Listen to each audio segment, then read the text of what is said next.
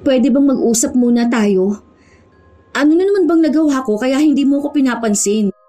Wala naman akong maalalang tinanggihan ko yung pakisuyo mo.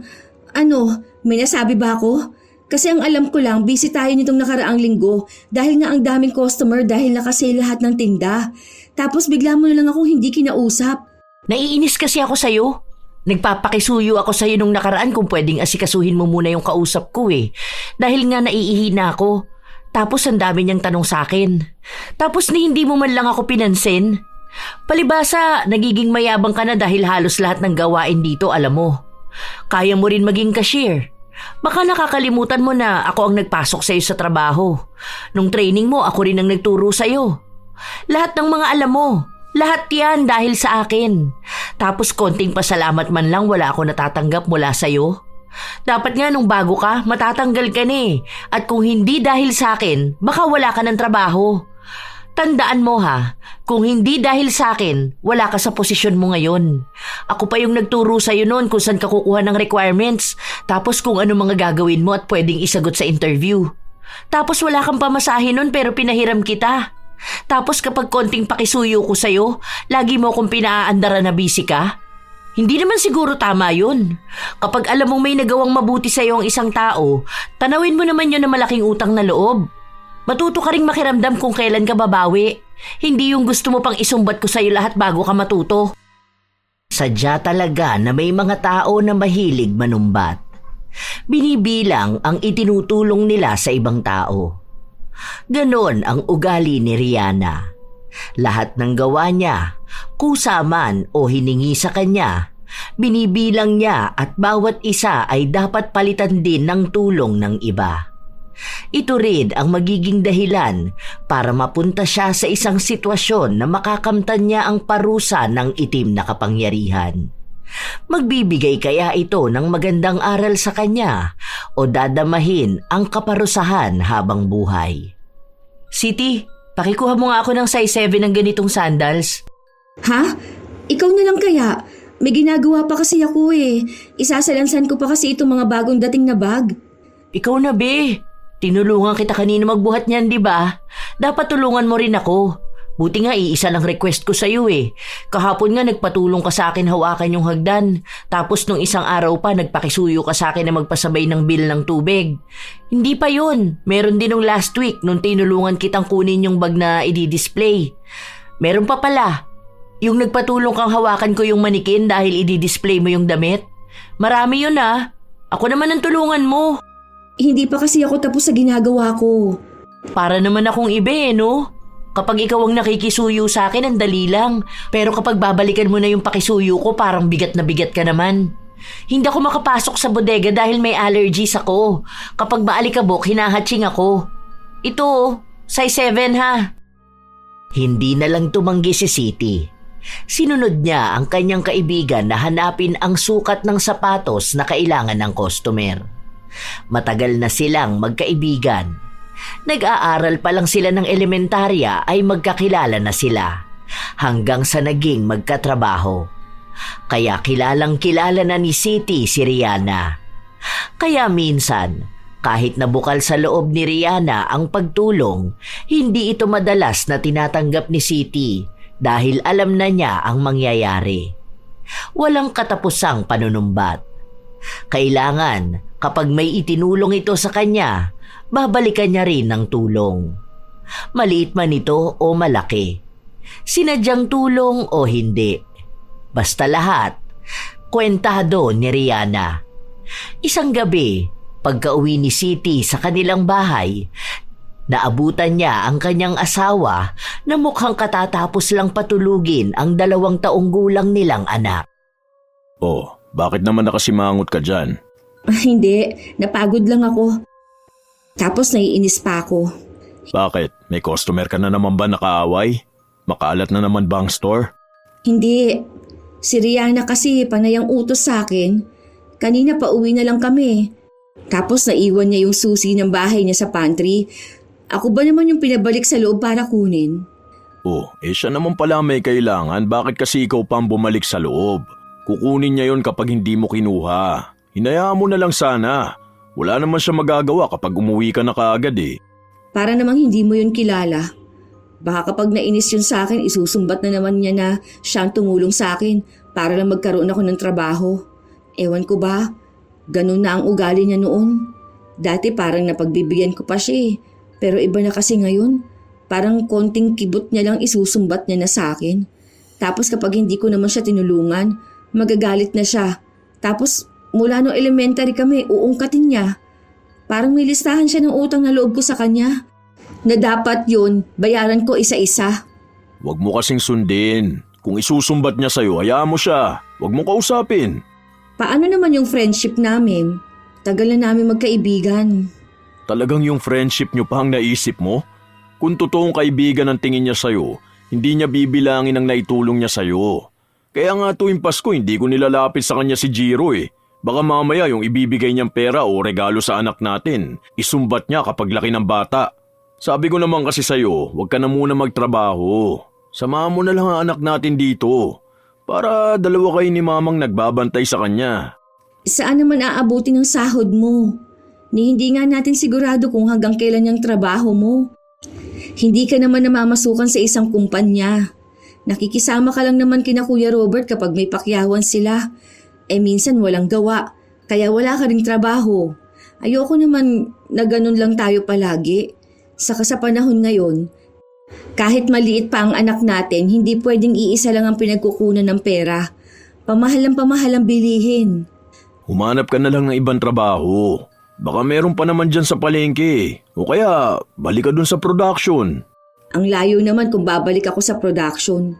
Kung dyan lang ako sa ataw magtatrabaho, pwede kong lakarin papasok at pauwi. Ilang minuto lang ang aabutin. Malaki rin ang tipid. Siguro hanggat kaya kong pakisamahan si Rihanna, baka yun na lang ang gawin ko.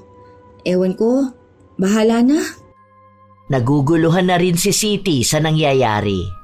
Kaibigan naman ang tingin niya kay Rihanna. Minsan lang talaga ay napupuno siya kapag sobra na ang panunumbat sa kanya nito. Sino nga ba namang tao ang matutuwa kung lahat na lang ng naitutulong ay kailangan palaging ipamukha sa'yo? Ilang linggo pa ang nakalipas, palaging sinusubok ang pasensya ni Siti.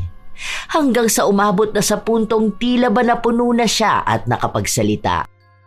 Kung kaya mo naman sana, pwedeng ikaw na lang muna ang gumawa. Ang dami ko rin kasing ginagawa ngayon, lalo na may mga bagong dating. Kailangan ko pa yung lagyan ng presyo bago ma-display eh. Alam mo naman na kapag ngayon ibinaba ang items, kailangan ngayon din tapos na ako. Hindi lang naman to ang ginagawa ko. Minsan may ina-assist ako mga customer. Baka lang naman pwede na kapag kaya mo, ikaw na. Grabe naman yung ugali mo. Para makikisuyo lang sa'yo eh. Para namang hindi ka nakikinabang sa akin. Kung hindi rin naman dahil sa akin, hindi ka makakapasok dito. Pinakiusapan ko na nga lang yung manager na ikaw na lang ang kunin nila dahil ka ako masipag at mabait ka. Tapos alam ko rin kung anong problema nyo sa buhay nyo. Tapos ito lang ang igaganti mo sa akin? Kapag ako na ang hihingi ng tulong, ayaw mo na? Hindi naman sa ganun. Saka hindi ko naman nakakalimutan tong itinulong mo sa akin na magkaroon ako ng trabaho rito. Pero ang inaano ko lang naman, baka pwedeng kapag alam mong busy ako at kaya mo naman yung nire-request mo sa akin, ikaw na muna ang gumawa. Kapag hindi naman ako busy, tinutulungan din naman kita, di ba? Ngayon sinusumbatan mo na ako. Ganun ba ang pagkakaibigan na gusto mo? Kung sumbatan lang ang usapan, mas marami naman ako na itulong sa'yo ah. Nung graduation natin ng high school, di ba pinahiram kita ng sapatos nun dahil wala kang magagamit?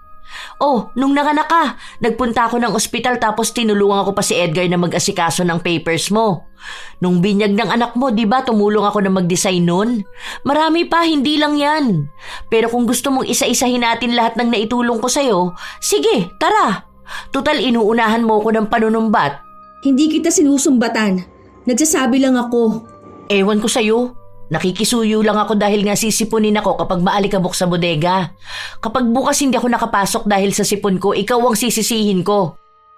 Dahil doon, buong araw na hindi nag-usap ang dalawa. Ilang beses pang nagtangka si Siti na kausapin ng kanyang kaibigan pero nagmatiga si Rihanna. Hanggang sa kinabukasan nga ay hindi nakapasok ang kanyang kaibigan dahil sinipon ito. Buong araw naman inisip ni Siti na kasalanan niya yun. Kung sana lang ay pinagbigyan niya ang kaibigan, hindi ito magkakasakit. Nang makauwi na siya ng bahay, dala niya pa rin ang konsensya na kanyang nararamdaman dahil lang sa hindi nakapasok sa trabaho ang kanyang kaibigan. Sinabi niya ito sa kanyang asawa at ilang beses na sinabi rin sa kanya na wala naman siyang kasalanan. Kung sakitin si Rihanna, hindi na niya yon kasalanan. Pero para kay Siti, naaalala niya pa rin ang huling beses na nagsagutan silang dalawa.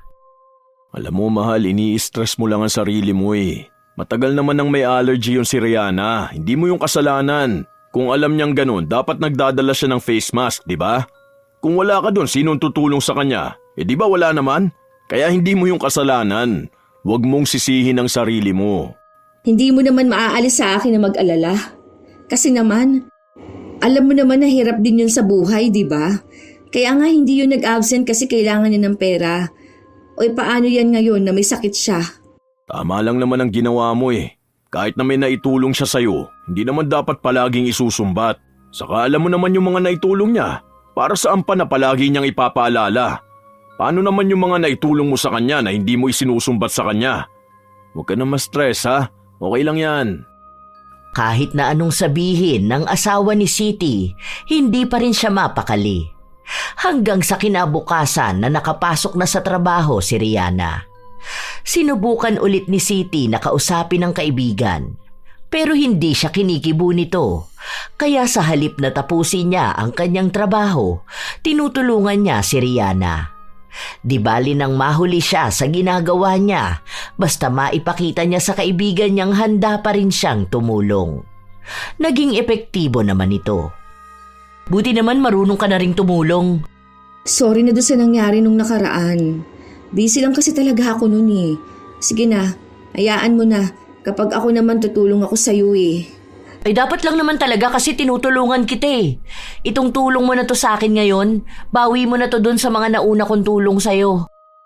Kahit na ang daming nagawa ni Siti, wala man lang pasasalamat na narinig mula sa kanyang kaibigan.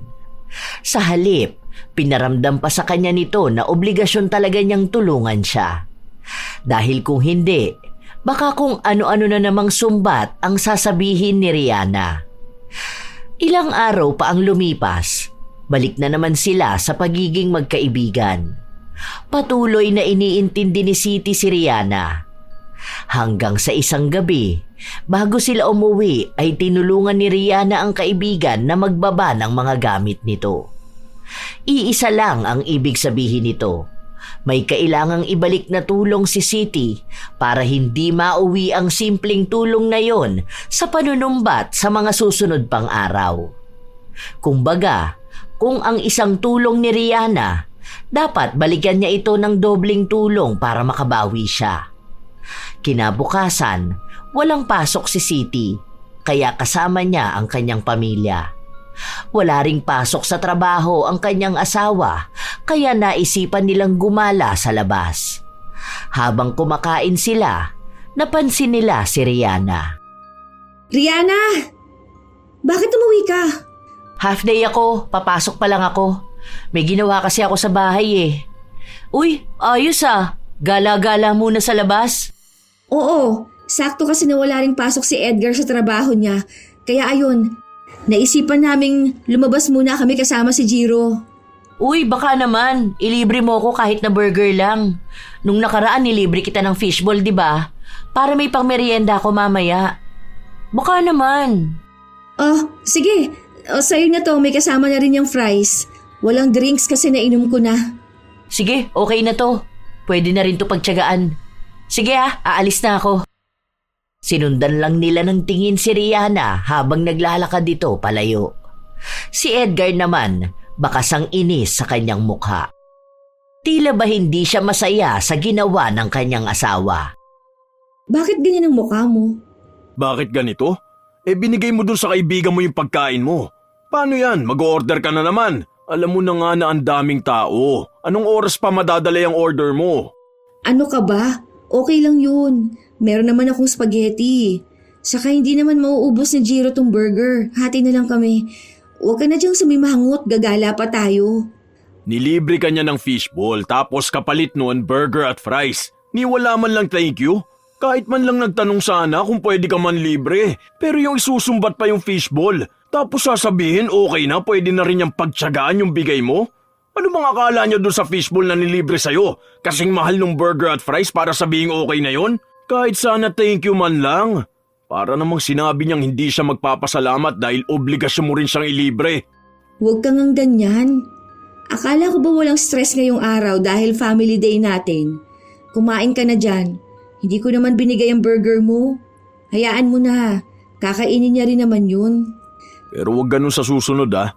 Huwag mo sanayin niyang kaibigan mo na nagbibilang ng tulong sa'yo. Totoo pala talaga ang kasabihan na kilalanin mo kung sino nagpapainom sa'yo ng tubig eh. Dahil minsan nakala mo bukal ang pagtulong sa'yo. Yung pala, handa nilang isumbat sa'yo habang buhay na pinainom ka nila ng tubig. Grabe, hirap lapitan ng ganyan tao.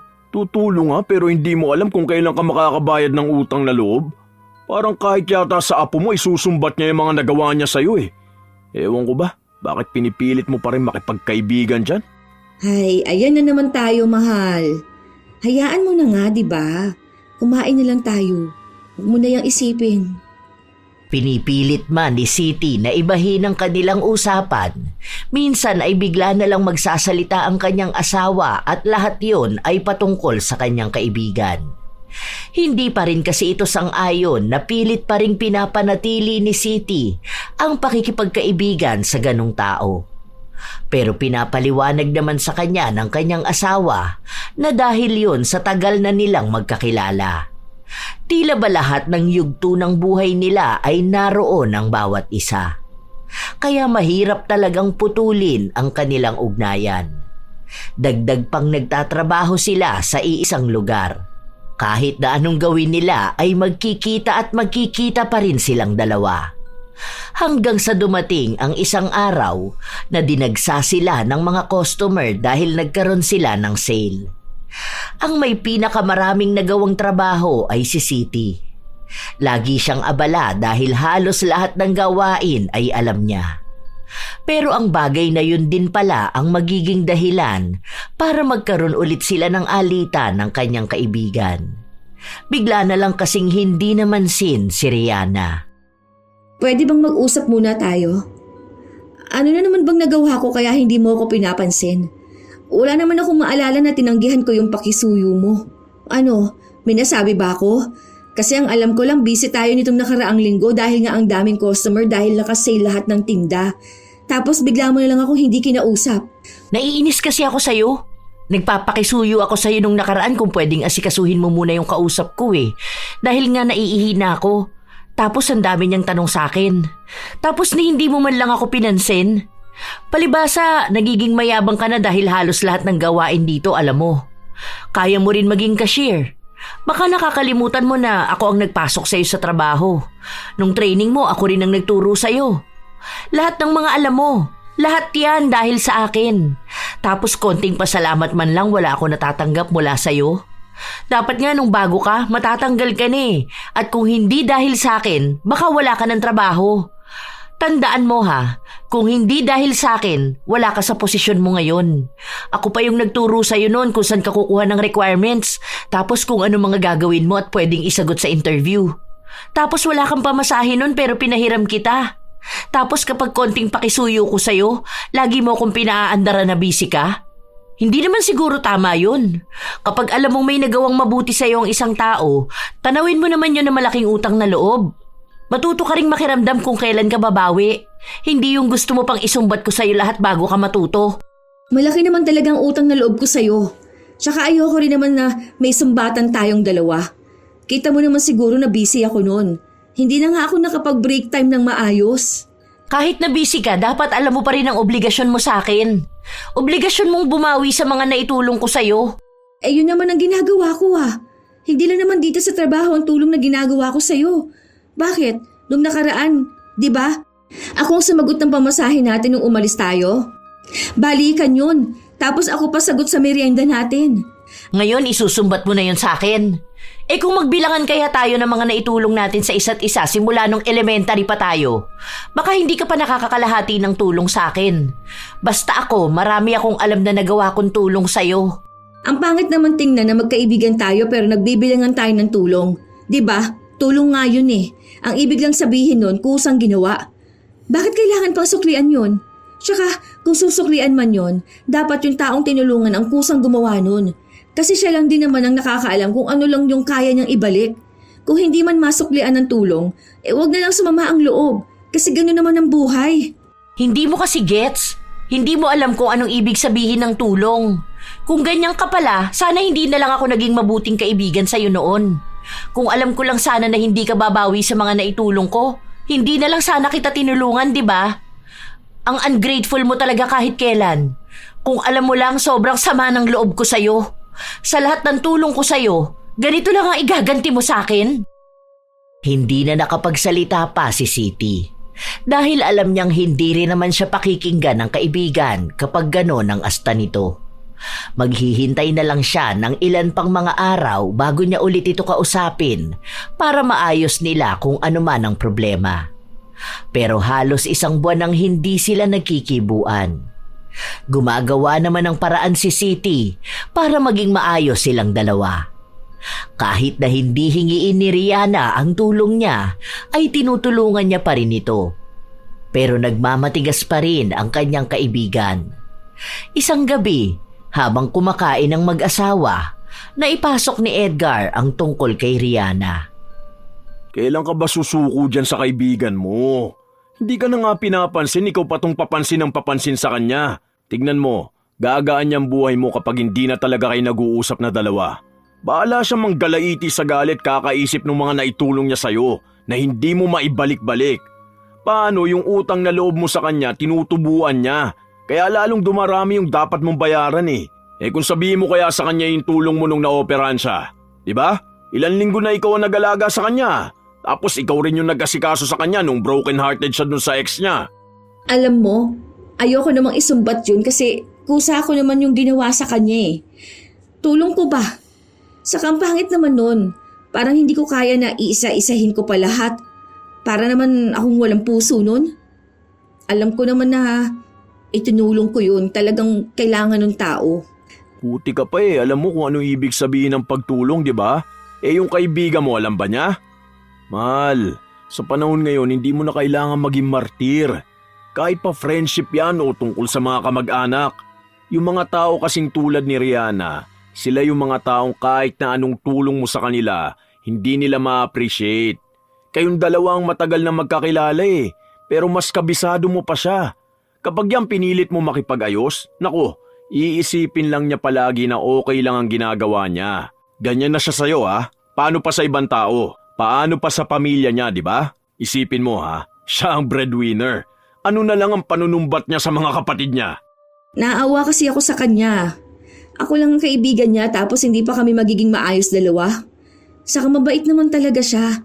May ugali lang talaga siyang ganun. Kasi baka iniisip niya na ganun naman kapag tumutulong. Inuunawa ko siya kasi baka may malalim pang dahilan na hindi ko makita kahit na magkaibigan na kami ng ilang taon. O sige, doon na tayo sa mabait naman siya. Pero tingin mo ba tama yung ginagawa niya? Kung totoong mabait siya, hindi yan hihingi ng kapalit sa lahat ng mga naitulong niya sa'yo. Hindi ganun ang mabait. Lumalabas niyan kaya lang naman siya tumutulong dahil hinihintay niya rin na tulungan mo siya. Mas mabuti pang walang tumulong sa'yo kaysa meron nga pero kailangan mo namang tanawin nyo ng malaking utang na loob. Hindi pa rin makumbinsi ni Edgar ang kanyang asawa na hayaan na lang ang kaibigan nito. Nakukonsensya kasi talaga si Siti, lalo na at nangako sila sa isa't isa na kahit na anong mangyari, hindi masisira ang kanilang pagkakaibigan. Isang araw, habang abala si Siti sa pagsasalansan ng mga bag, narinig niyang may kausap si Rihanna. Tungkol ito sa pakisuyo niya sa isa nilang katrabaho. Wow! Salamat, friend! Buti ka pa marunong tumanaw ng utang na loob. Samantalang yung iba dyan, parang minamasama pa yung pagbibigay ng tulong sa akin. Buti ka pa, alam mo kung paano ako tutulungan dahil minsan din kitang tinulungan. Ganun sana ang mga tao. Alam nila kung sino ang minsang nakatulong sa kanila. Hindi yung sila patong may masamang ugali na hindi man lang makilala yung taong minsang nagbigay ng tulong sa kanila. Ewan ko rin ba kung bakit may mga ganong klase ng tao? Mga ungrateful eh. Basta kayo ha, huwag kayong gagaya sa ganong tao. Baka wala nang handang tumulong sa inyo balang araw. Halata naman kung sino ang pinariringgan ni Rihanna. Pero hindi na yun binigyang pansin ni Siti. Hindi naman siya pumapatol sa mga parinig dahil mas nais niyang kausapin siya ng maayos. Isang gabi bago sila umuwi, may naiwan sa loob si Rihanna. Dahil takot siya sa dilim, hindi siya makapasok. Wala na ang iba nilang katrabaho. Ang naiwan na lang ay ang gwardya na hindi naman pwedeng iwan ang pwesto. Yun ang nakitang pagkakataon ni Siti para magkaayos na sila ng kaibigan niya. At naging epektibo naman ito dahil kinabukasan lang ay kinausap na ulit siya ni Rihanna. Basta wag na kasi tayo mag-aaway ha. Kung sakali man na hindi kita mapagbigyan sa request mo, sorry na agad. Hindi ko naman kasi maharap minsan, lalo na kung ang dami talagang tao, di ba? Sorry na ha. Yaan mo, libre na lang kita ng merienda mamaya. Bilo-bilo ata ang tinda ni Joanne. Sige na nga. Pero minsan kasi ayusin mo rin yung pakikitungo mo sa akin. Feeling ko kasi sinasadya mo minsan na hindi ako pansinin o tulungan eh. Yan tuloy, wala ko nagagawa kundi bilangin ang mga naitulong ko sa'yo noon. Ang dami pa naman ng mga yon. Yung iba nga hindi ko na masyadong tanda. Pero alam kong simula pa noon, ako na ang maraming naitulong sa'yo. Hindi naman sa ganun. Minsan talagang busy lang ako. Alam mo naman kapag may ginagawa ako, katulad ngayon, wala akong gawa kaya eto, andito ako, tinutulungan ka. Huwag nating sisirain ang friendship natin ha. Naging maayos silang dalawa dahil mas pinili ni Siti na unawain ang kanyang kaibigan.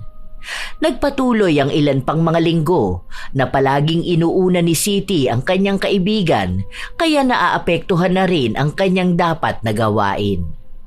Dahil doon, ilang beses siyang napagalitan ng kanilang amo. Sinabihan pa siyang baka tanggalin siya sa trabaho kung wala siyang ibang ginawa kundi ang maging tamad. Kahit na ang totoo ay hindi naman siya tamad, sadyang ibang trabaho ang ginagawa niya para lang hindi magalit ang kanyang kaibigan. Isang beses pa, may kausap na customer si Siti. Nagtatanong ito ng tungkol sa bag. At kung ano-ano pang may kinalaman din sa kanyang trabaho nang biglang lumapit sa kanya si Rihanna.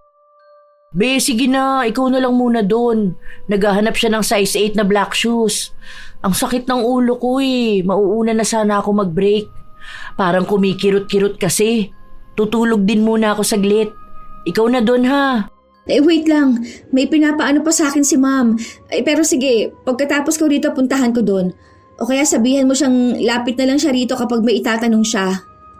Ang akala ni Siti ay mabilis lang din ang pinapagawa sa kanya ng customer na pumipili ng bag. Pero napatagal ito lalo pat nagpapaabot ito ng bag na nakasabit.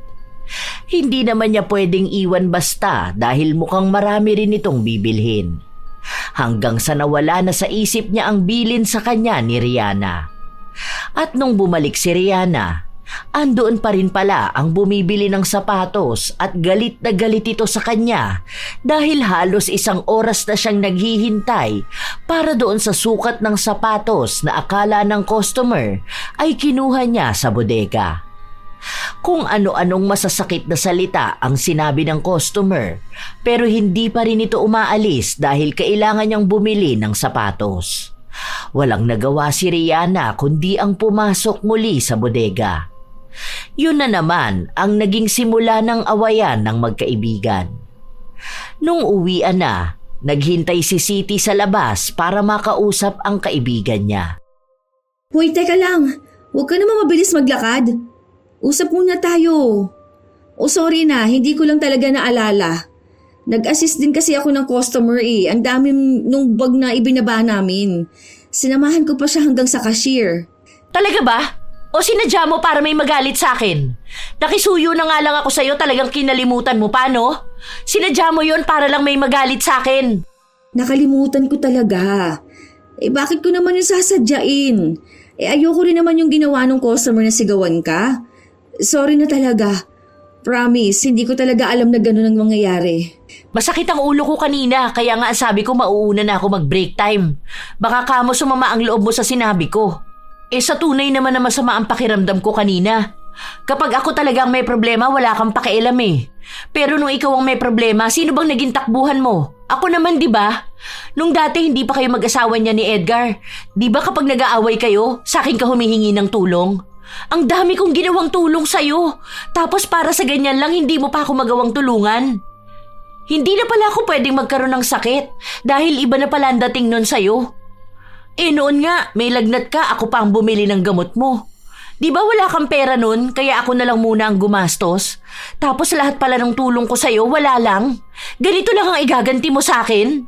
Pero totoo naman ang sinabi ko. Hindi ko rin naman kasi alam na nagsabi ka pala doon sa customer na kukuha ka ng sapatos sa bodega. Ang sabi mo lang kasi pumipili pa siya ng sapatos. Saka may iba naman doon na pwede mong pakisuyuan. Andoon naman si Lourdes, di ba? Ang sabihin mo, tamad ka kapag ako na ang tutulungan mo.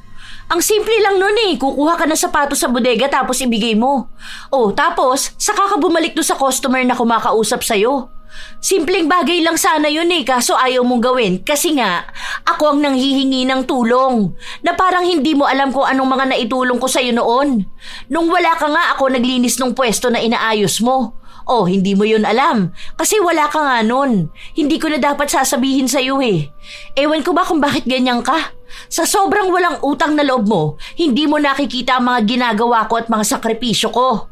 Ang hirap magkaroon ng kaibigan na tulad mo. Buti pa nga yung iba kapag natutulungan ko sila, ang bilis nilang bumawi. Ikaw, ang dami na nga nung nagawa ko, wala pa rin para sa'yo. Hindi ko alam kung may naitulong ka ba sa akin. Kasi ang alam ko talaga, ako lang lahat. Oo, alam ko naman na marami kang nagawa sa akin. Ayoko naman na umabot na naman tayo sa sumbatan. Kasi ako, hindi ko ugaling bilangin kung anong mga naitulong ko sa isang tao. Basta alam ko kapag tinulungan ko siya, yun na yun. Wala na akong pakialam kung tutulungan niya rin ba ako o hindi. Kahit na maging magkaaway kami nung tao na yun, hindi ko isusumbat yung ginawa ko. Kasi una sa lahat, ginawa ko nga yun eh. Ibig sabihin okay lang sa akin. Hindi na para bilangin ko pa at pagdating ng araw isisingilin ko siya. Umisip ka pa talaga ng paraan kung paano maipaglalaban yung pagiging walang utang na loob mo? Kahit naman ata sinong tao maisusumbat ang ginawa nila.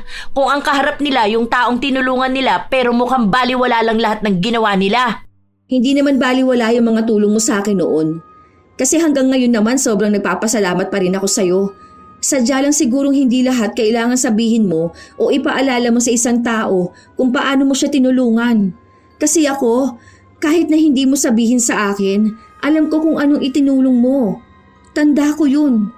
Pero sana ikaw rin tanda mo kung anong itinulong ko sa'yo.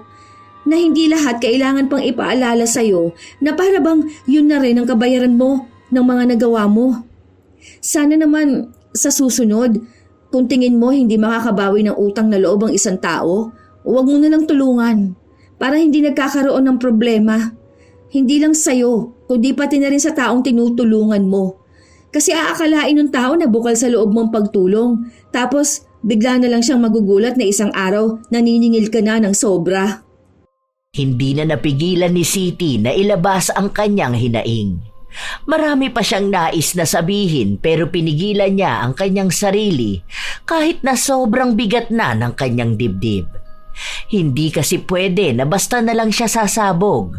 Alam niya ang ugali ng kaibigan. Lahat ng mga sinabi niya ngayon, hindi nito makakalimutan. Magkaayos man sila, darating pa rin ang araw na babalikan yon ni Rihanna. Halos 1 buwan ulit ang nakalipas, hindi na talaga sila nagkikibuan na dalawa. Sumuko na rin si Siti sa paulit-ulit niyang panunuyo kay Rihanna. Iniisip niya na kung hindi talaga ito madadala sa maayos na usapan, baka tama nga ang kanyang asawa. Na kahit na ilang taon na silang magkaibigan, darating din sa punto na kailangan na nilang putulin ang kanilang ugnayan. Lalo na't tumatanda na rin sila, pero paulit-ulit lang ang nangyayaring awayan nila. Pero hindi maikakaila na nalulungkot si Siti. Minsan pa nga siyang naabutan ng kanyang asawa na nag-iisip. Lalim niyan, Mahala. Parang balo na yata ang iniisip mo. Ano ba yan? Miss ko na kasi ang kaibigan ko. Dati kasi, kapag nasa work kami, kung ano-ano na lang ang pinag-uusapan namin. Tapos ngayon, parang ang bigat na ng trabaho ko. Wala na akong kasabay umuwi at pumasok. Ganun talaga ang buhay. Wala naman tayong magagawa kung ayaw na rin makipag-usap sa'yo ng kaibigan mo, di ba? Baka mas maganda na yan na wala na kayong usapan. Para naman iwas na rin sa sumbatan. Para walang awayan. Hindi ko nga rin alam kung anong nangyayari sa kanya ngayon. Alam mo ba, never yung nag-absent maliban na lang kapag may sakit siya o emergency talaga. Pero ngayon, halos hindi niya nabubuo ang 1 linggo eh. Nag-aalala ako na baka may problema siya. Sa karamdam ko na may kakaiba sa kanya na hindi niya lang sinasabi sa akin kasi nga hindi kami magkabati. Alam mo naman, matagal ko na siyang kaibigan kaya kilala ko siya kapag nananahimik siya. Hindi rin ako mapapakali kapag hindi ko nalaman kung anong nangyayari sa kanya. Ano naman kung may problema siya? Hindi naman niya sinasabi sa'yo eh. Ano bang gusto niya? Maging manghuhula ka na rin? Alamin mo kung ano nangyayari sa kanya, ganun ba? O bigla ka na lang tutulong sa kanya kahit na hindi mo naman alam kung anong dapat mo itulong? Minsan kasi, dapat alam niya rin kung paano kumausap ng kaibigan. Para naman kasing hindi ka niya kilala. Kung matagal na kayong magkaibigan, alam niya na kahit mag-away kayo, magkaibigan pa rin kayo. Ibaba niya man lang sana ng konti yung pride niya. Hindi yung gusto niya, siya lang ang sinusuyo palagi. Kahit na ganon ang sinabi ng asawa ni Siti, hindi pa rin maaalis ang pag-aalala nito sa kanyang kaibigan. Kahit na ayaw siyang kausapin ni Rihanna, siya na lang ang gumawa ng paraan para makausap ito. Kinabukasan, maaga siyang nagising para puntahan ang bahay ng kaibigan. Gusto niya itong ayain na sabay na lang silang pumasok sa trabaho. Pero naabutan niyang hindi pa rin nakaayos si Rihanna. Mukhang may problema sa kanilang bahay. Ano nangyari? Kailangan mo ba ng tulong? Bakit hindi ka nagsasabi sa akin? Pwede mo naman akong i-chat o tawagan? Para saan pa? Akala ko ba wala na lang tayong pansinan? Di ba magkaaway tayong dalawa? Ano ka ba naman? Magkaibigan pa rin naman tayo eh. Ano bang problema rito sa inyo? Ha? Kaya ba hindi ka masyadong nakakapasok ng trabaho? Sino ba may sakit? Ako? Hindi mo ba pansin, ha? Kita mo na nga na may nakabalot sa braso ko eh. Ibig sabihin lang nito may iniinda ako. Hindi naman ako ganito kung okay lang ako. Ano ba nangyari sa'yo? Nagpunta ka na ba sa doktor? Anong sabi nila? Paano mo raw yan mapapagaling? Naku, bakit kaya yan, no? Nagpunta na ako nung nakaraan. Ang sabi lang sa akin, huwag ko masyadong galawin yung siko ko. Kapag kasi nagagalaw, sobrang sakit eh. Kaya dapat straight lang ang buong braso ko. Kapag naman tinanggal ko tong nakasupport sa akin, magagalaw ko talaga siko ko. Kaya ayun, hindi na naman ako magkanda-ugaga sa sobrang sakit. Ano ba kasi nangyari sa'yo? Bakit naman dalawa pa? Ang hirap kumilos niyan. Baka naman matanggal ka sa trabaho. Paano na yan? Alam mo naman na hindi ka pwedeng matenga, di ba? Aba malay ko rin. Basta nagising na lang ako na sobrang sakit na eh. Hindi naman ako nahulog. Hindi rin naman to nadaganan. Wala rin naman ako makitang mali dun sa x-ray ko. Basta ganun na lang ang nararamdaman ko kapag ginagalaw ko. Sobrang hirap talaga nito. Yung wala ako nararamdaman, nahihirapan na ako sa buhay eh. Paano pa kaya kung ganito? Pero wala eh. Kailangan ko pa rin humanap ng paraan para mabuhay. Tatanggalin na nga raw ako sa trabaho pero ano namang magagawa ko kung hindi nga ako makakilos ng maayos. Sarili ko nga hindi ko maasikaso. Walang ibang nararamdaman si Siti kundi awa sa kanyang kaibigan. Noong nalaman niyang aalisin na ito sa trabaho, sinubukan niyang pakiusapan ng kanilang amo. at sinabi ang kalagayan ni Rihanna. Pero hindi pa rin siya napagbigyan. Sinabi na ilang beses na raw kinausap si Rihanna at palagi niyang sinasabi na hindi na ulit siya liliban sa trabaho, pero nauulit lang ng nauulit. Habang nasa trabaho si Siti, wala siyang ibang inaalala kundi ang kanyang kaibigan. Naiisip niya pa lang na nawalan na ito ng trabaho ay naaawa na siya. Alam niyang hindi man sabihin sa kanya ni Rihanna ang problema na iniisip niya, ramdam naman ito ni Siti. Wala naman kasing ibang maaasahan ang pamilya ng kanyang kaibigan. Kaya ngayon na may sakit si Rihanna at nawalan pa ng trabaho, alam niyang damay-damay ang buong pamilya nito. Para muling magkaroon ng trabaho si Rihanna, nag-isip ng paraan si Siti.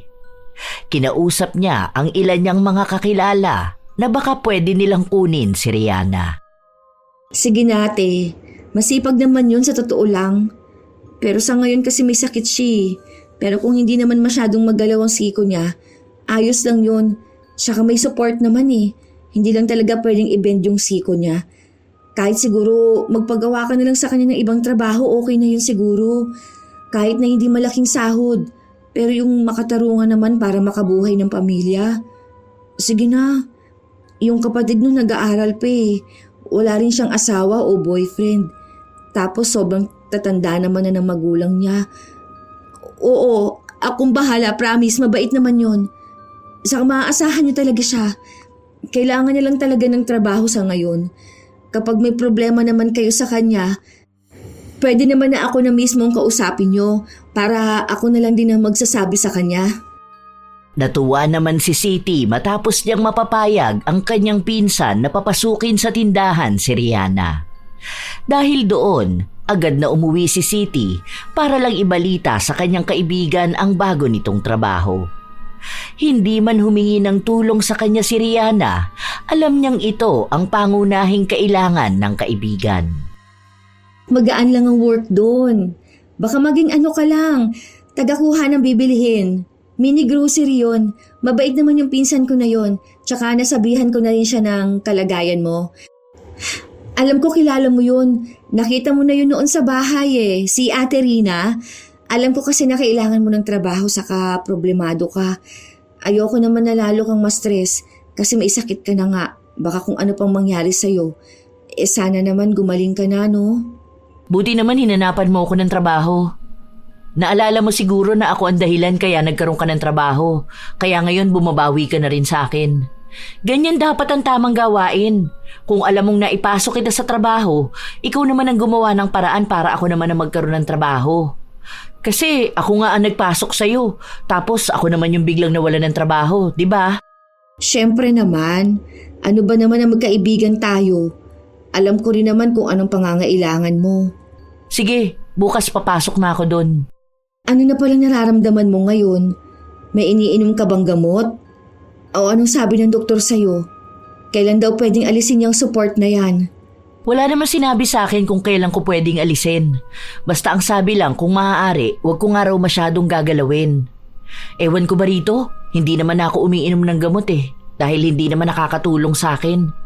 Ang mahal kaya ng gamot tapos wala naman kaming pera. Yung mga magulang ko, yung gamot nila ang inuuna ko. Sana naman gumaling ka na para makapasok ka na ulit sa mas magandang trabaho. Pinakiusapan ko nga si boss, pero ang sabi sa akin pwede ka naman daw sanang bumalik. Pero kung maayos ka na, hindi ka naman daw makakapagtrabaho na maayos kung ganyan ka. Hindi lang daw ikaw ang mahihirapan, pati yung mga katrabaho mo. Ganyan din ako noon nung pinakiusapan ko si boss na ipasok ka. Mabuti naman natuto ka ng magbalik ng mga ginagawa ko sa iyong tulong. Baka naman ngayon pwedeng ako naman ang pautangin mo. Ako naman ang tulungan mo. Kasi dati nung nanganak ka, ako naman ang tumulong sa'yo at nagpautang sa'yo eh. Baka naman pwedeng ako naman ngayon ang tulungan mo. Oo, sige. Pautangin kita. Huwag ka mag-alala. May extra pa naman ako eh. Mukhang kahit na bukal sa loob ni Siti ang kanyang pagtulong sa kaibigan, si Rihanna ay nagbabawas naman ng naitulong niya sa kaibigan. Hanggang sa lumipas ang ilan pang mga linggo, hindi pa rin matukoy ang tunay na dahilan kung bakit bigla na lang nagkaroon ng kakaibang sakit si Rihanna. Hanggang sa mukhang lumalala pa ito dahil minsan kahit hindi niya ginagalaw ang siko, kusa itong sumasakit at wala na siyang ibang magawa kundi ang umiyak na lang. Natanggal ulit siya sa trabaho kaya naghanap ng bagong mapapasukan ng kanyang kaibigan. Pero katulad sa mga nauna ay natatanggal din siya. Mga mababait na ang amo na yon pero sadyang hindi nagiging maayos ang pagtatrabaho ni Rihanna at natatakot din ang mga yon na makatanggap ng reklamo dahil pinagtatrabaho nila ang taong dapat ay namamahinga sa bahay. Problemado na naman si Siti kung paano niya tutulungan ang kaibigan. Oh mahal, gising ka pa? Anong oras na oh? Akala ko pa naman tulog ka na. Anong ginagawa mo dyan sa cellphone mo? Oh, ang taas pa ng brightness mo. Ano ba kasi yan? Hindi ka pa matulog. Baka sumakit naman ang mga mata mo niyan. Hindi. Naghahanap lang ako ng trabaho na pwede kay Rihanna. May mga pinagtatanungan din ako. Oh, akala ko ba pwede siya dun sa sinasabi mo nakakilala mo? Natanggal na naman ba? Kailan ba siya nagsimula dun? Hindi pa naman siya nag-start doon. Pero kasi tumawag sa akin kanina. Tapos sinabi na hindi na lang nila kukunin. Kasi naaawa sila na baka hindi rin makapagtrabaho na maayos. Baka kung ano raw ang mangyari at sila pa ang managot. Wala na ako ibang kilala Itong mga nakikita ko naman sa Facebook. Ang lalayo naman ng mga to. Hindi naman pwedeng mag-commute si Rihanna. Anong oras na? Baka naman pwedeng bukas mo na lang hanapan ng bagong trabaho yung kaibigan mo. Ikaw naman ang hindi nakakapagpahinga dyan sa ginagawa mo Wala ka naman pasok bukas. Hindi nga kasi ako makatulog kakaisip. Mamaya na, ikaw ang matulog dyan dahil may pasok ka pa bukas. Baka ikaw pa ang magkasakit dahil dyan sa ginagawa mo Kung wala siyang mahanap na trabaho, baka kailangan muna niyang gumaling. Ngayon ang dami mo nang ginagawa para sa kanya. Siguro naman hindi na yung magrereklamo sa'yo na wala ka na itutulong sa kanya, no? Kapag nagkaroon na ng sumbatan, mas marami nang isusumbat mo sa kanya. Hindi lang perang naitulong mo ilang beses mo na rin siyang ipinasok sa trabaho. Kumpara sa ilang beses niyang sinusumbat sa iyo na ipinasok kanya sa iisang trabaho. Ano ka ba naman, mahal? Hindi ko naman na iniisip yung ganyan. Hindi ko na kailangang isumbat sa kanyang naitulong ko. Tsaka kailangan niya ako ngayon. Alam mo naman na pabayaan ko siya, di ba? Yun na nga Ikaw na ang tumutulong sa kanya ngayon. Di hamak na mas malaki na ang utang na loob niya sa'yo. Hindi niya pwedeng sabihin na pambayad mo yan sa mga ginawa niya sa'yo Baka kaya siya nagkakaganyan dahil wala na siyang ibang ginawa kundi ang manumbat. Ngayon, mas kakailanganin niya palang tulong ng iba, di ba? Buti siya nagkaganon. At kung ikaw yun baka habang buhay kang may babayaran sa kanya. Huwag kang magsalita ng ganyan. Hindi pa rin maganda ang nangyari sa kanya. Kung alam mo lang kung anong sitwasyon ng buhay niya, kaya nga awang-awa ako sa kanya O na, sige na. Basta matulog ka na Bukas na yan. Hindi yung panay siyang iniintindi mo. Tapos ni pasalamat, hindi mo marinig sa kanya. Kasi ang akala niya, obligasyon mo talaga siya. Buti na lang mabait ka. Dahil kung nakatapat siya ng tao na mahilig manumbat gaya niya, ay nako, baka mahiya na siya kada tutulungan mo siya. Sa mga araw na lumipas, walang ibang taong maaasahan si Rihanna kundi ang kanyang kaibigan lang. Lalo't hindi pa nga siya makahanap pa ng trabaho. Minsan, hindi siya makabangon ng higaan dahil sa sobrang sakit ng kanyang siko. Isang araw, walang pasok sa trabaho si Rihanna at naroon siya sa bahay ng kanyang kaibigan. Kumain ka na muna. O ito, ako nagluto nito. Paborito mo to para maparami ang kain mo. Sabi sa akin ng kapatid mo, 1 beses nga lang kayo nakakakain. Tapos minsan hindi ka pa kumakain ng maayos. Bakit nandito ka sa akin? Yung anak mo nandun sa bahay niyo. Dapat siya ang inaasikaso mo, hindi ako. Dapat hinahayaan mo na lang ako rito sa bahay. Kahit paano kaya ko naman ang sarili ko Hindi pa naman ako ganong kabaldado. Wala siya dyan. Andun kina mama. Kaya ako lang mag-isa ngayon sa bahay. Wala rin naman kasi akong gagawin kaya nagpunta na ako rito. Pinaglutuan ko na rin kayo. Wala pala yung kapatid mo, nasa trabaho raw. O akala ko ba nag-aaral yun? Magpahinga ka na lang sana. Isang araw na nga lang ang day off mo nagpupunta ka pa sa akin para alagaan ako. Pwede ka naman na doon sa bahay nyo. Matulog ka o kaya manood ka na lang ng movies.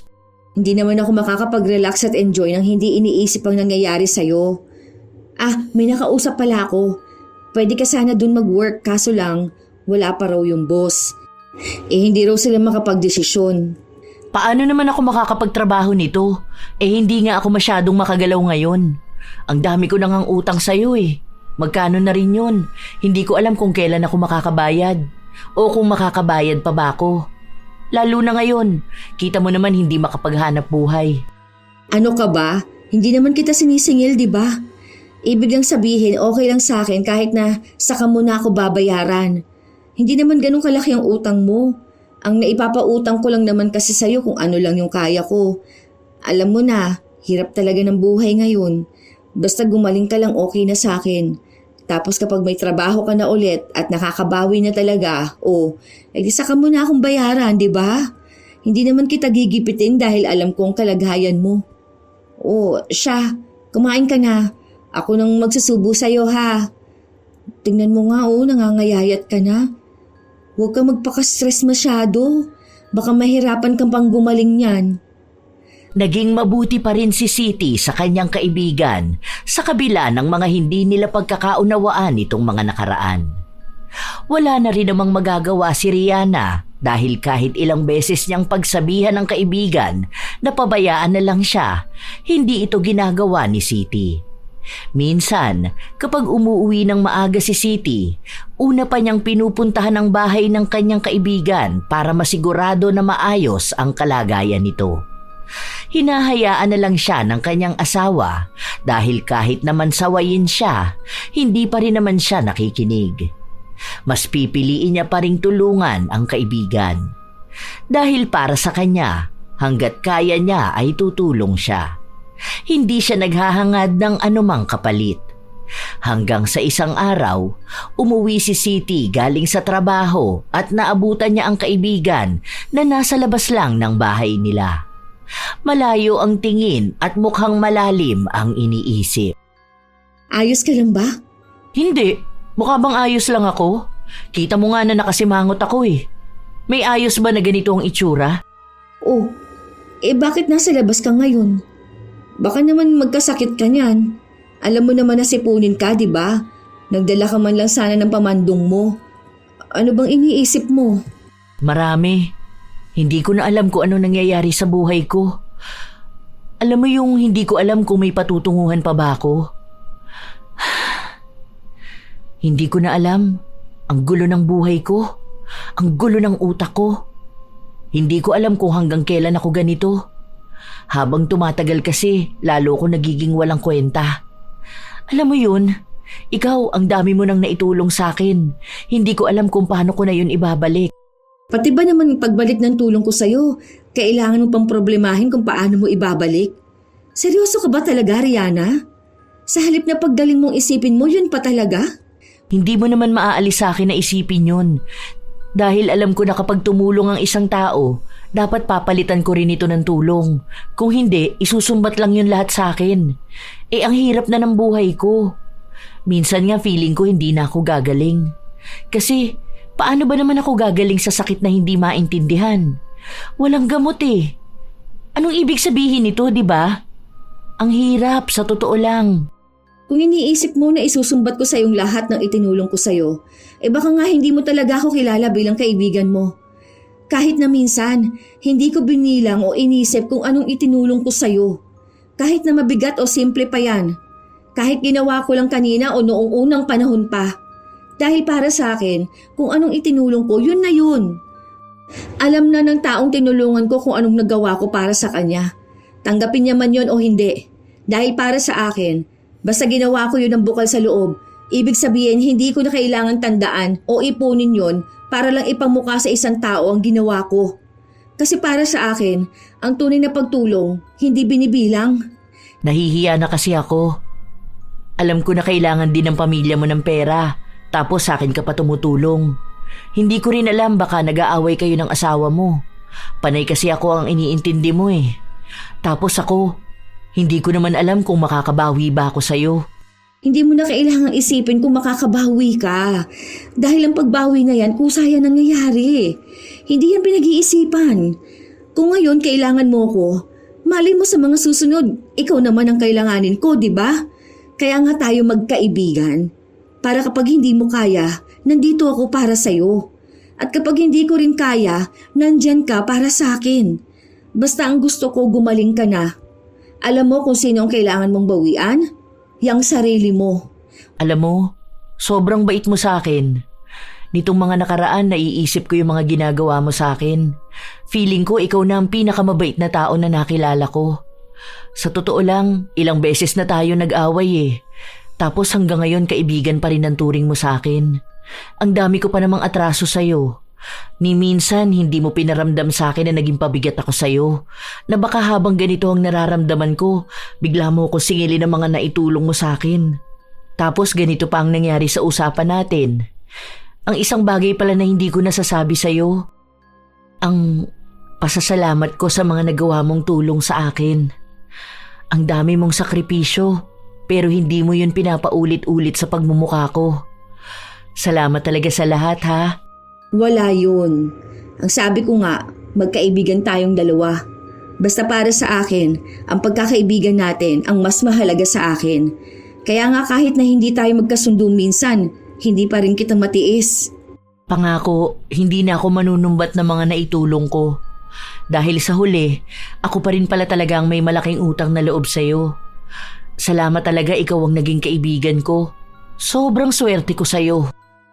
Magaan sa pakiramdam ang makarinig ng ganong mga salita. Masaya si Siti dahil alam niyang may aral na natutunan ng kanyang kaibigan. Na ang pagtulong ay hindi dapat isinusumbat sa iba dahil baka isang araw siya naman ang mga ilangan ng malalang tulong na maaaring maging sampal sa kanya. Sa mga araw na lumipas, hindi pa rin nagbabago ang kalagayan ni Rihanna. Nawawala na nga siya ng pag-asa pero mabuti na lang ay naroon ang kanyang kaibigan. Palaging pinapalakas ang kanyang loob at sinasabi na darating ang araw na gagaling din siya at makakabawi sa kanyang pamilya. Ang kapatid na muna ni Rihanna ang nagtatrabaho para sa kanila. Kahit nahirap na ito sa pag-aaral, nagagawa niya pa ring pagsabayin dahil kailangan nila ito. Hanggang sa isang araw, nakapag-usap ang mag-asawa. Nakakatuwa nga na ilang beses na nagpapasalamat sa akin si Rihanna. Totoo ba? Yung kaibigan mo na pinaglisakwentahan ng naitulong magpapasalamat sa'yo? Wow!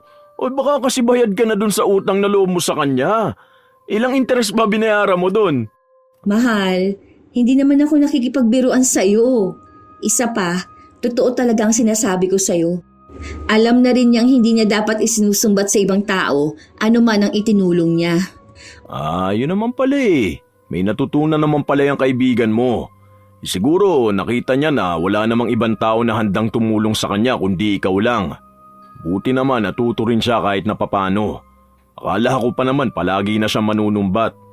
Sa bagay, wala naman na siyang isusumbat sa'yo eh. Kasi wala naman na siyang naitutulong eh.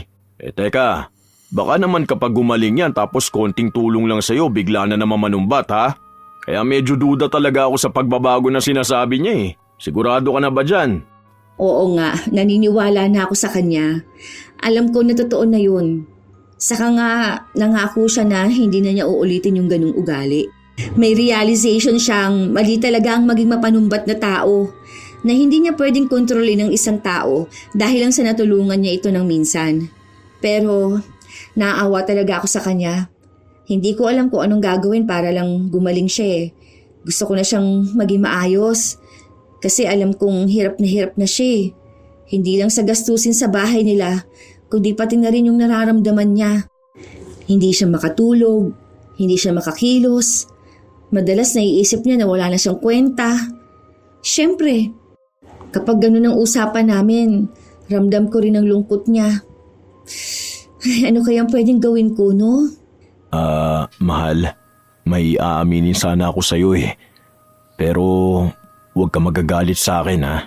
Depende. Ano bang sasabihin mo? Basta huwag ka magagalit ha.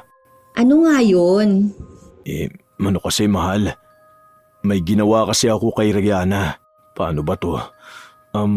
Alam mo ba yung kulam? Ano? Huwag mo sabihin pinakulam mo siya. Mahal naman. Ano ba naman yung naisip mong gawin? Bakit mo yung ginawa? Wala naman kasi akong choice eh. Paano, naiinis na ako sa kanya. Alam ko naman yung mga pinagsasabi niya sa'yo. Minsan kapag uutang siya, nababasa ko yung chat niya. Magsasabi siya na siya naman ang tulungan mo ngayon kasi nga 'di ba nung walang-wala tayo pinapautang ka niya. Para sa akin, ang pangit naman na mabasang parang lahat na lang dapat isingit niya yung naitulong niya. Sa inis ko, ayun, may nakita akong mangkukulam. Tapos pinakulam ko siya. Ano ka ba naman, mahal? Hindi ka na naawa doon sa tao? Alam mo na nga na siya na lang ang inaasahan ng pamilya nila tapos ganyan pang ginawa mo? Alam mo bang ang laki ng epekto nito sa kanya? Tapos ikaw, alam mo naman na masama ang magpakulam. Para ka na rin sumamba niyan sa kadiliman na.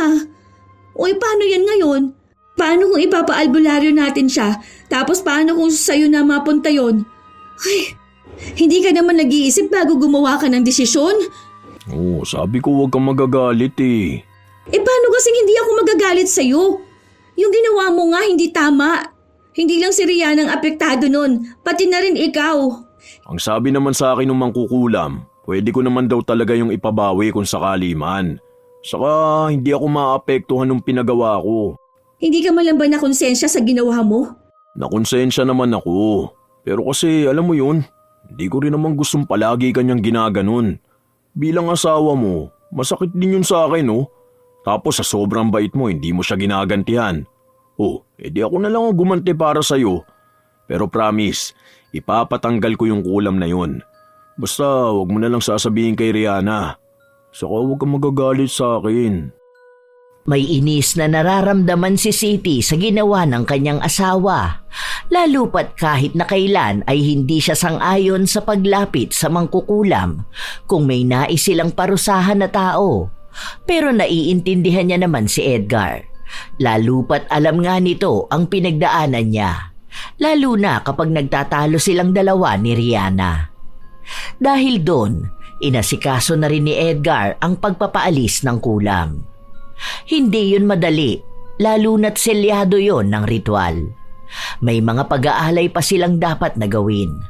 Kaya ang sinasabi na lang nila kay Rihanna ay baka may nasagi lang itong maligno kaya ganon ang nangyari sa kanya. Hanggang sa dumating ang isang araw na naging maayos na kahit paano ang kalagayan ni Rihanna. Hindi pa man ganon kagaling pero hindi naman nakasing lala noong una. Ano? Kumusta ka naman na? Medyo kumikirot pa rin naman pero kaya na siya kahit na walang support. Siguro mga next week pwede na ako magtrabaho ulit, no? Nakausap ko na si boss. Ang sabi niya pwede pa rin naman daw basta nga maipakita mong maayos ka na talaga. Siguro kuha ka na lang ng med-cert na fit to work ka na, no? O kaya x-ray na nagpapakitang walang problema sa'yo. Ganun lang, para makabalik ka na. Tapos iwas na lang siguro sa pagbubuhat ng mabibigat. Kung sakali man na may bubuhatin ka, edi hingi ka na lang ng tulong sa akin o kung kanino man dun. Hihingi na naman ako ng tulong sa'yo. Nakakahiya naman. Ang dami mo na kayang tulong sa akin. Ano ka ba? Wala naman yun, no? Sa akin ka pa talaga nahiya. Alam mo naman na magkasama tayong dalawa kahit na anong mangyari. Magkaibigan tayo. Ano bang ginagawa ng magkaibigan? Malamang nagtutulungan, di ba? Kung hindi mo kaya, nandito ako. At kung hindi ko kaya, alam kong nariyan ka para sa akin. Naging maganda ang bagong simula para kay Rihanna. Naging magaan ang lahat kapag hindi niya na kailangang isipin kung anong isusumbat niya sa isang tao. Nalaman niya na marami palang tao sa paligid niya ang kusang tumutulong at ramdam niyang hindi niya kailangang suklian ang tulong na yon. Malaki man ang naging dagok sa buhay ni Rihanna, Nakita niya naman yon bilang isang bagong leksyon sa kanyang buhay na nagmulat sa kanya ng maraming katotohanan sa kanyang paligid. Na ang pagtulong, tunay na kusa itong nakukuha at ibinibigay. Hindi ito binibilang at isinusumbat. Ilang buwan pa ang nakalipas, naging kapansin-pansin na bumabalik na ulit ang sigla ni Rihanna. Umaayos ang kalusugan at ang pakikipagkomunikasyon niya sa mga katrabaho. Isang araw, walang pasok sa trabaho si Siti at ang kanyang asawa. Kaya naisipan na naman nilang lumabas kasama ang kanilang anak. Ito pala, bigay ni Rihanna sa inaanak niya. Kabibili niya lang daw nito. Kako sa kanya malayo pang Pasko. Bakit naman kako ang aga ng regalo niya? Sabi ba naman sa akin, hindi naman kailangan ng Pasko para magbigay ng regalo. Oh, hindi ba yan isusumbat? Unang regalo niya yan kung sakali. Kasi noong nakaraan, binalik ko yung binibigay niya. Ayoko pa naman yung bigla na lang niyang isusumbat sa bata ang regalo niya. Kung ganun lang din naman, wag na lang kako siyang magbibigay. Yun na nga ang sabi niya sa akin. Sabihin ko nga raw sa'yo na hindi niya isusumbat yan kaya hayaan mo siya magbigay ng regalo sa bata. Tsaka isa pa, ikaw ha, sa susunod talaga wag kong malalaman na may ginagawa ka na namang kalokohan. Uy, ano na namang kalukuhan ang ginagawa ko? Para bang hindi mo alam ang ginawa mo kay Rihanna ha? Tapos na yun ah. Akala ko ba hindi na natin pag-uusapan yun? Hindi ko na rin naman naiisip na gawin ulit yun. Sabi mo naman nagbabago na ang kaibigan mo. At mukhang totoo naman kasi hindi ka na nga nagsusumbong sa akin. Tapos hindi na rin ako nakakakita ng kung ano-ano sa mga chat niya sa'yo. Puro na lang kayo chismisan dun sa work nyo. Kala mo hindi ko alam na may crush si Rihanna dun sa isang bagger ha? Ikaw, napaka-chismoso mo masyado. Basta, wag mo nang uulitin yon ha? Alam mo masama yun eh. Huwag kang magpapasakop sa kadiliman. Wag kang lalapit sa mangkukulam. Naging malinaw kay Edgar ang sinabi sa kanya ng kanyang asawa. Sa mga linggo at buwan na nakalipas, tunay nga ang pagbabago kay Rihanna. Hanggang sa nagkaroon na rin siya ng ibang mga kaibigan. May mga natutulungan na rin siya na hindi niya inaakalang magiging malaki rin ang balik sa kanya. Doon niya lang napagtanto na hindi talaga lahat ng utang na loob ay kailangang singilin dahil kusa itong binabayaran ng ibang tao ng mas higit pa sa kanyang inaakala. Grabe, congrats talaga sa'yo ha. Nakakatuwa naman natupad na yung pangarap mong makapag-abroad. Hindi nga rin ako makapaniwala. Paano? Hindi naman ako college graduate, di ba? Ni hindi nga natin natapos yung second year college. Ayos lang naman daw yun sabi ni Alexa. Ayaw mo yun? Ang ganda rin ng bansa na pupuntahan mo. Japan yun, no? Kaya nga, hindi ko rin naman akalain na tutulungan niya ako. Pinautang ko lang naman siya ng 500 para daw pamasahe niya. Yun pala, may interview na siya. Kaya ayun, nung nakapasa siya at nakapunta ng Japan, sabi niya ako naman daw ang tutulungan niya. Hindi ko naman inaasahan yun kasi malay ko ba, di ba? Diba? Sabi ko naman sa'yo, basta may isang tao kang natulungan, makikita rin nila yung malaking utang na loob sa'yo. Hindi mo na kailangang ipaalala sa kanya kasi sa halip na tulungan ka, mawawalan pa sila ng gana. Basta ako, masaya ako para sa'yo. Matutulungan mo na ang pamilya mo. Ako, masaya rin ako. Kasi kapag natulungan ko ang pamilya ko, ibig sabihin matutulungan na rin kita. Magkaibigan tayo, di ba? Makakabawi na rin ako sa mga naitulong mo sa akin. Wait ka lang, bibilhan kita ng malaking Hello Kitty sa Japan. Nagtawanan ng magkaibigan habang nagbibiruan silang dalawa. Pero para kay Rihanna, nais niyang tutuhanin ang pangako niya. Dahil kapag naging maayos na siya sa ibang bansa, gusto niyang kahit na paano ay may malalapitan ng kaibigan niya sa oras na kailangan nito ng tulong. Kahit pasabihin sa kanya ni Siti na hindi naman na niya kailangang bumawi. Dahil sa dami ng tao, kay Siti siya may malaking utang na loob. Alam din ni Rihanna na ang pagtulong niya ay hindi lang basta pagbabalik ng utang na loob, kundi isang bagay na bukal sa kanyang kalooban. May mga tao talaga na mahilig magbilang ng mga naitulong nila sa isang tao. Minsan, kahit na maliit na bagay lang yon ay kailangan nilang mangilang beses na ipaalala. Para bang bawat kabutihan nila, kailangang balik-balikan. Ang ganitong ugali ay hindi lang nakakasakit ng damdamin ng tinulungan, kundi unti-unti ring nagpapabigat sa puso ng tumulong. Dahil sa bawat sumbat na binibitawan, nawawala ang tunay na halaga ng kabutihan.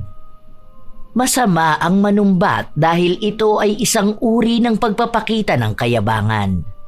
Ang tulong ay dapat bukal sa loob, hindi utang na kailangang bayaran. Sapagkat kapag sinumbatan ang isang tao, nawawala ang purong layunin ng pagtulong at napapalitan ito ng pagmamataas at pag-aakalang ikaw ay mas higit kanino man. Ang ganitong ugali ay nag-iiwan din ng lamat sa isang tao dahil sa oras na malaman nilang mapanumbat ka, wala nang lalapit sa iyo. Huwag iparamdam na isang malaking obligasyon ang pagbabalik ng tulong. Kaya tunay na mas magaan ang tumulong ng tahimik dahil doon mo makikita kung sino ang marunong magmalasakit nang walang hinihintay na kapalit. Minsan, sapat na ang pasasalamat na hindi na kailangan pang hangarin na magkaroon ng utang na loob dahil lang sa simpleng pagtulong. Hindi kailangang ipaalala sa iba ang kabutihang ginawa dahil kung totoo itong kabutihan, kusa itong tatatak sa puso ng taong tinulungan. Tandaan na tumulong ka dahil gusto mong magpagaan ng buhay ng iba, hindi dahil gusto mong ipamukha ang kabutihan mo. Dahil sa dulo, hindi binibilang ng langit kung ilan ang tinulungan mo, kundi kung gaano kabuti ang puso mo habang ginagawa ito. Alam ko na marami sa inyo, mga apo, ang may kakilalang tao na mapanumbat. Mapakaibigan man ito o kapamilya. Pero tandaan natin na kailanman ay hindi maganda ang ganitong pag-uugali dahil kung isusumbat lang din ang ginawa, mas mainam na wag na lamang tumulong. Kaya kung kayo ay may ganitong karanasan o anumang komento tungkol sa ating bagong kwento, ibahagi nyo naman yan at naway may aral kayong napulot. Shout out sa ilan sa mga masusugid na tagapakinig ng mga istorya ni Lola Telang. Ella J, Diana Ordonio, Newly Din Alipda, Girly Satur at sa Siling Department ng Cosmo Malvar, Batangas, Mary Jenny Rilrea Batiduan, Jane, Lynn Mesa, Emma Doctor, Michael Lohica at sa Team Panadero ng Mercy Bakery ng Nagcarlan, Laguna, May Talurong, Finn Pogi, Sally Columbres, Binibining Reggae, Susie, Telma Flores. Shout out din sa inyo, Albino Amarado, Joy Costales, Charmaine Ebon, Jerilyn Byron, Jaja Barakiel, Rudina Cordero, Hiramini, Maria Teresa Cajes, Kim Bara, Erlinda Wuest, Gracie Rivera, Assorted Love Hurts KSA, Pichi, Ludovico Villanueva at sa Ledmerak ng Twin Pioneer Street, Lenny Villegas. Maraming salamat sa pakikinig nyo, Leonora Concesino, Ann Ganda, Christine Joy Montero, Ann Pundano, Rhea Anasio, Tutsi Rol, Landelina Sandoval, Annabella Romarate, Jovelyn Medrano, Bernadette Abayon at Nene Marilu Palyada, Robelin Sabilino, Abigail Sabusak, Consolacion Alvarez, Annalisa Chico Diga, Cristalen Navarro, Mika Salvador, Julie Tapang, Raymond Nahera, Jonalyn Itang, Glyza Abit, Sherlyn Huntilla, Grace Hementera, Roselyn San Antonio, Joseph Bron, Corazon Ortega, Board Yarn, Rita Miano, Celerina. Maraming salamat sa pakikinig nyo sa buong staff ng Alpha Mart, Panorama Street, Marikina City Branch. At syempre, shout out at salamat palagi sa aking mga apo na walang palyang nag-aabang, nagmamahal, sumusuporta at nakikinig sa bawat upload ng inyong lola. Ito ang inyong Lola Telang at maraming salamat sa pakikinig nyo mga apo.